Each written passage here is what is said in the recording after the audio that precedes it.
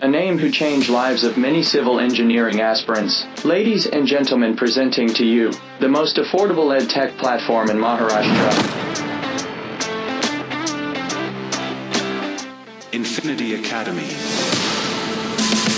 नमस्कार विद्यार्थी मित्रांनो, मी गिरीश खेडकर इन्फिनिटी अकॅडमी तर्फे तुमचं सहर्ष स्वागत करतो.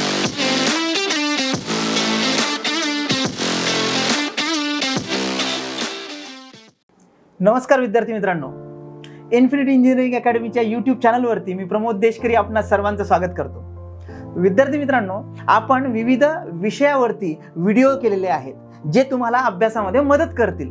तुम्ही जर ते व्हिडिओ बघितले नसतील तर आमच्या यूट्यूब चॅनलला सबस्क्राईब करा आणि ते सगळे व्हिडिओ बघा. आपल्या व्हिडिओजमध्ये एक कमेंट सेक्शनमध्ये एका विद्यार्थ्याची कमेंट आली होती की सर, तुम्ही कन्सिस्टन्सी इन स्टडी किंवा ज्याला आपण म्हणतो की अभ्यासामध्ये सातत्य कसं राखायचं याच्याबद्दलचा व्हिडिओ करा. तर त्या कमेंटला घेऊन आपण आजचं सेशन करणार आहोत. विद्यार्थी मित्रांनो, आजच्या व्हिडिओचा विषय आहे अभ्यासात सातत्य कसे ठेवाल, म्हणजेच कन्सिस्टन्सी इन स्टडी, अभ्यासातील सातत्य.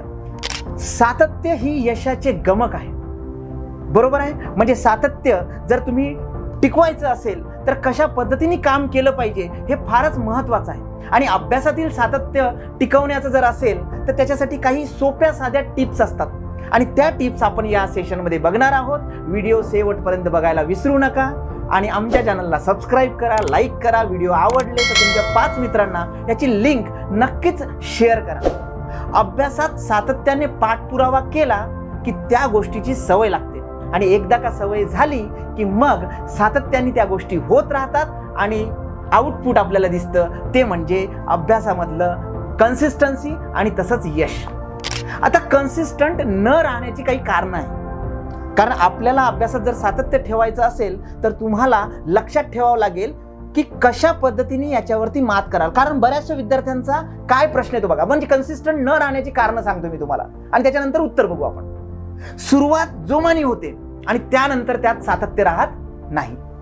कधी कधी मोटिवेशनच नसतं, म्हणजे एखादी गोष्ट आपण करतो पण मोटिवेट होण्यासारखं त्या गोष्टीमध्ये जर नाही मिळालं तर आपलं सातत्य कमी होतं. बऱ्याचदा विद्यार्थी मित्र मेहनत करण्यापासून स्वतःला वाचवतात, म्हणजे मला अभ्यास नकोच किंवा कन्सिस्टंट एवढा अभ्यास नकोच.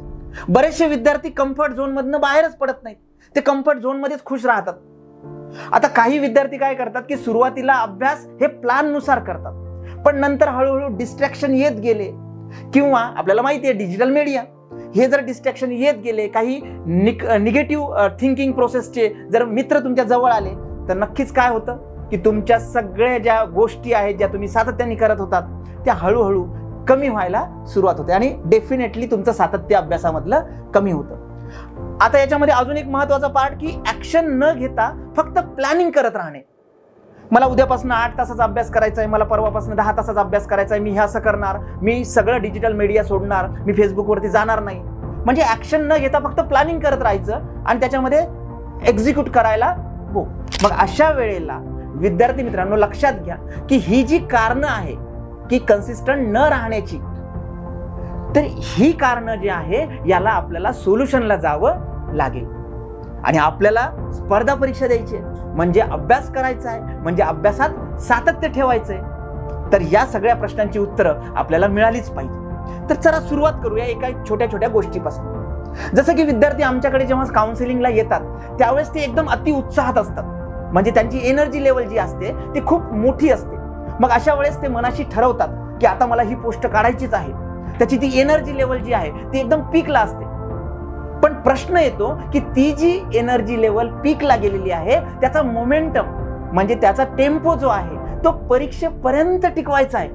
आणि सर्वात जास्त महत्वाचं इथे हाच पॉइंट येतो. सुरुवात तर एकदम मोठ्या ऑसिलेशननी होते, पण डॅम्प ऑसिलेशन सारखे ते ऑसिलेशन्स कमी कमी व्हायला लागतात. विद्यार्थी त्यावर लगेच कामाला सुद्धा लागतात. म्हणजे इथनं काउन्सिलिंग वरनं गेले की डायरेक्ट सिलेबस घे, प्रिव्हियस इयर क्वेश्चन पेपर घे, म्हणजे कामाला लागतात. पण जसं जसं दिवस जातात काही त्यांचे निगेटिव्ह मित्र म्हणा किंवा नकारार्थी काही बाबी असतात, डिजिटल प्लॅटफॉर्म असेल, कुठेतरी या विद्यार्थ्यांचं मोटिवेशन किंवा ती जी पीकला गेलेली एनर्जी लेवल आहे ती हळूहळू काय होते, कमी होते. आणि तुमचे जे निगेटिव्ह मित्र आहेत ते तुमच्या सगळ्या विचारांना सुरुंग लावल्याशिवाय राहत नाही आणि ते मोटिवेशन कमी कमी व्हायला लागतं आणि डेफिनेटली त्यामुळे तुमचा अभ्यासातलं सातत्य हे राहत नाही.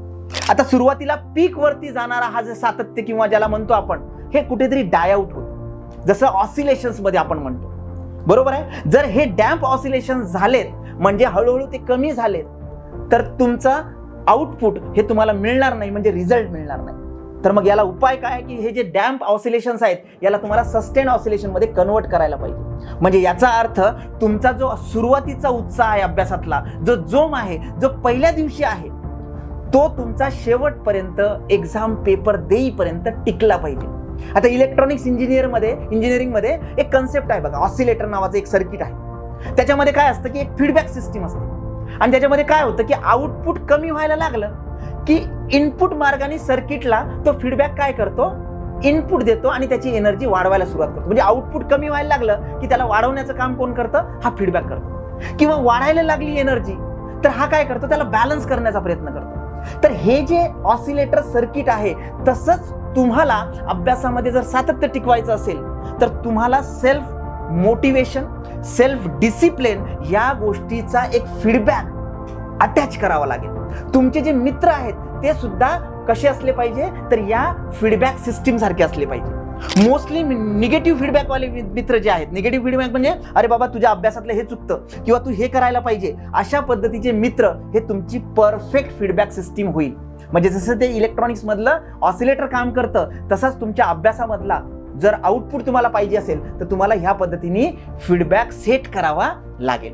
बरं, दुसरी गोष्ट, तुमचा माइंड सेट कसा असला पाहिजे. आता बऱ्याचदा विद्यार्थ्यांचं काय होतं, एकाच दिवशी सगळं करण्याचा प्रयत्न करतात. म्हणजे उद्यापासून मी फेसबुकही वापरणार नाही, उद्यापासून सकाळी 5 वाजता उठेल, उद्यापासून मी 8 तास काम करेल. हे एकाच दिवशी सगळं करण्याचा प्रयत्न करू नका. जर एक दिवस तुम्ही बघा, कॅल्क्युलेशन बघा, जर एक दिवस तुम्ही 30 मिनिटं अभ्यास केला ना, अर्धा तास एक दिवस, तर वर्षाचा अभ्यास किती होईल माहिती आहे का तुम्हाला. जर 30 मिनिटं एका दिवशी केले तर 365 म्हणजे 10,950 मिनिटं तुम्ही अभ्यास केलेला असेल एका वर्षानंतर. आणि जर तेच तासामध्ये कॅल्क्युलेट करायचं असेल, अवरमध्ये, तर 182.5 म्हणजे 182 तास जवळपास तुम्ही अभ्यास केलेला असेल. मग ह्याच्यामध्ये सातत्य ठेवा. एकाच दिवशी खूप काही करायचं म्हणजे आपण काय करतो की पहिल्या दिवशी डायरेक्ट 10 तास, दुसऱ्या दिवशी 7 तास, मग 5 तास, 3 तास, मग एक आठवडा नुसता टाइमपास. हे न करता सस्टेन ऑसिलेशन असलं पाहिजे. माइंडसेट असा तयार करा की 1 स्टेप अ डे. एका दिवशी बाबा मी एवढं ठरवलंय, तेवढंच टार्गेट घेतलंय, तेवढंच मी करणार. फॉर एक्झाम्पल, रोज सकाळी मी उठणार, एवढंच एक टार्गेट ठेवा. 8 दिवस त्याच्यावरती काम करा. ऑटोमॅटिकली तुम्हाला जास्त वेळ मिळाला की तुम्हाला अभ्यासाचा वेळ हा वाढणार. मग ठरवा की मग मी फेसबुकवरती जाणार नाही, मग ठरवा की मी हे डिजिटल मीडिया वापरणार नाही. म्हणजे step by step, 1 step a day हे खूपच मोठा कान मंत्र आहे. कशासाठी, तर सातत्यासाठी. बरं, सातत्य टिकवायचं असेल तर काही एकदम छोट्या छोट्या गोष्टी बघा. जसं फॉर एक्झाम्पल पियर प्रेशर. आता पियर प्रेशर म्हणजे काय, की एखादा स्पेसिफिक विद्यार्थी आहे आणि त्याला सगळेजण म्हणतात तुला जमणार नाही, तर डेफिनेटली त्याचा माइंडसेट तयार होतो की मला जमणारच नाही. मग असं पियर प्रेशर क्रिएट करणारे मित्र जवळ ठेवा, जे पॉझिटिव्ह पियर प्रेशर असले पाहिजे. म्हणजे ते तुम्हाला सतत मोटिवेट करत असले पाहिजे. सातत्याचं सवयीत रूपांतर होणं हे खूपच महत्वाचं आहे. म्हणजे कन्सिस्टन्सी ही कन्वर्ट झाली पाहिजे तुमच्या, ज्याला म्हणतो आपण, डेली रुटीन मध्ये. आणि त्याच्यामुळे नक्कीच तुमचा अभ्यास जास्त होईल. ज्याचा सराव त्यात तुम्ही प्रवीण होणारच. त्यासाठी मात्र काय हवे, सातत्य. मनाला स्थिर ठेवण्याचा प्रयत्न करा. स्टॅबिलिटी असली पाहिजे, जेणेकरून रोज एक 5 तासाचं माझं जर शेड्यूल असेल तर त्याच्यामध्ये कुठेही चुकता कामा नाही. कारण कन्सिस्टन्सी खूप महत्वाची आहे. कारण कन्सिस्टन्सी कशाला ट्रान्सफॉर्म करते, तुमच्या ॲव्हरेज जो तुमचा परफॉर्मन्स आहे त्याला एक्सलंट परफॉर्मन्स मध्ये जर कोणी नेत असेल तर तुमची कन्सिस्टन्सी, अभ्यासातलं सातत्य. ओके, परफेक्शन पेक्षाही कन्सिस्टन्सी खूप महत्वाची आहे. परफेक्शन वरती तुम्हाला भर द्यावाच लागेल, पण तुम्ही जर कन्सिस्टंट असाल अभ्यासात तर परफेक्शन ऑटोमॅटिकली येतं. आता सातत्य कसं राखायचं याचे छोट्याशा टिप्स बघा. छोटे गोल सेट करा. गोल हे रिअलिस्टिक असले पाहिजे. नाही मला उद्या 200 पैकी 200च मार्क मिळवायचे, होणारच नाही ते. तर set a proper goal, realistic goal. Prepare a small plan. एकदम छोटे छोटे प्लॅन करा तुम्ही आणि एका दिवशी एकच स्टेप घेण्याचा प्रयत्न करा. आणि सगळ्यात महत्वाचं की तुमचा जो पीक टाइम आहे, म्हणजे आता एनर्जी लेवल माझी खूप जास्त आहे, आणि खूप जास्त एनर्जी लेवल आहे आणि आता मला अभ्यास करावा असा वाटतो, आता माझा हा टोटल पीक पिरियड आहे, त्यावेळेस जो काही पर्टिक्युलर स्ट्रॉंग सब्जेक्ट आहे तो तुम्ही घ्या आणि त्या पद्धतीने काम करा. सगळ्यात महत्त्वाचं सातत्य हे तुम्हाला दिसलं पाहिजे की मी हे शेड्यूल केलं होतं, मी हे प्लॅन केलं होतं, हे गोल सेट केले होते आणि आता मी हे कम्प्लिशनला चाललोय. म्हणजे ट्रॅक युअर सेल्फ. तुम्ही रोज स्वतःला ट्रॅक करा. टिक मार्क मेथड वापरा बघा. म्हणजे फॉर एक्झाम्पल सकाळी मी 10 कामं लिहिली की आज मी या विषयाचं हे टॉपिक करणार, या विषयाचे हे टॉपिक करणार, या विषयाचे हे टॉपिक करणार. तर सायंकाळी जेव्हा मी टिक मार्क करतो ना की हे झालंय माझं, हे झालंय, हे झालंय, हे झालंय, त्याचा आनंदच काहीतरी वेगळा आहे. आणि ती एकमेव एनर्जी आहे तुम्हाला, म्हणजे ज्याला आपण एनर्जी ड्रिंक म्हणू, जे तुम्हाला कशासाठी फायदेशीर होईल, तुमच्या सातत्य टिकवण्यासाठी. ते टिक मेथड वापरा. तुम्हाला स्वतःला ट्रॅक करा. पीक टाइम मध्ये टिपिकल सब्जेक्ट घ्या. एका दिवशी एकच काम करण्याचा प्रयत्न करा. स्मॉल गोल सेट करा. हे सगळं जे आहे हे सगळं तुमचं काय वाढवेल, तुमचं सातत्य वाढेल. Consistency is very important. सफलता एक बार में नहीं, एक ही चीज को बार बार करने में मिलती है. सातत्य हे असंच असलं पाहिजे. नमस्कार, मी प्रमोद देशकरी.